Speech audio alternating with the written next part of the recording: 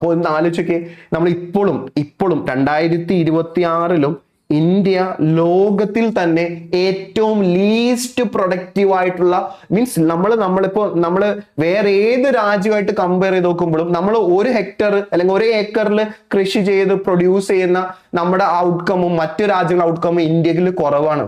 അതിന്റെ കാരണം എന്താണെന്ന് വെച്ച് കഴിഞ്ഞാൽ നമ്മുടെ ലാൻഡിനെ നമ്മൾ എന്ത് ചെയ്തു, ശ്രദ്ധിക്കാത്തതുകൊണ്ട്, സൂക്ഷിക്കാത്തത് കൊണ്ട്. ഇതേപോലെ അത് ബ്രിട്ടന്റെ കാലം മുതൽ തന്നെ, ബ്രിട്ടീഷ് ഭരിച്ചിരുന്ന കാലം മുതൽ തന്നെ ലോ പ്രൊഡക്റ്റീവ് ആയിരുന്നു. പിന്നീട് അങ്ങോട്ടും നമുക്ക് എന്ത് ചെയ്യാൻ പറ്റില്ല, ശ്രദ്ധിക്കാൻ പറ്റിയില്ല. ശ്രദ്ധിച്ച കുറച്ച് സ്ഥലങ്ങളേ ഉള്ളൂ. അത് ഏതൊക്കെയാണ്? വെസ്റ്റ് ബംഗാൾ അല്ല, വെസ്റ്റേൺ പാർട്ട് ഓഫ് ഇന്ത്യ.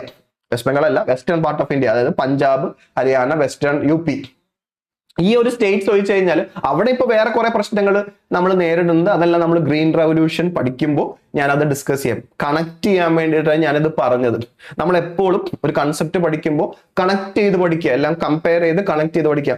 അന്ന് ബ്രിട്ടൻ ചെയ്ത കാര്യം അത് ഇപ്പൊ എന്താണ്, ആ പ്രശ്നം മാറിയോ? മാറിയിട്ടില്ല. അപ്പൊ അഗ്രികൾച്ചറിൽ അന്ന് ബ്രിട്ടീഷേഴ്സ് ചെയ്ത ഇമ്പാക്ട് ഇപ്പോഴും നമ്മുടെ കൾട്ടിവേറ്റേഴ്സ്, ഫാമേഴ്സ്, പെസൻസ് അനുഭവിച്ചുകൊണ്ടിരിക്കുകയാണ്. അപ്പൊ ഈ ഒരു കാര്യം, ഇങ്ങനെ ഒരു അഗ്രികൾച്ചറൽ ക്രോപ്സ് എന്ന് പറഞ്ഞ ടോപ്പിക് നിങ്ങളുടെ സിലബസിലുണ്ട്. ഗ്രീൻ റെവല്യൂഷൻ നിങ്ങളുടെ സിലബസിലുണ്ട്, മെയിൻസ് എക്കണോമി തന്നെ ഉണ്ട്.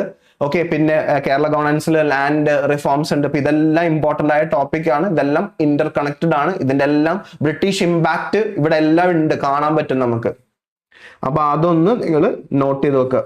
ഇനി ഇൻഡസ്ട്രിയിലോട്ട് വരാം. അപ്പൊ ഡീറ്റെയിൽ ആയിട്ട് നമ്മൾ ആ ടോപ്പിക്കിലൊക്കെ എടുക്കുമ്പോൾ നമ്മൾ അത് കവർ ചെയ്യും. ഇതൊരു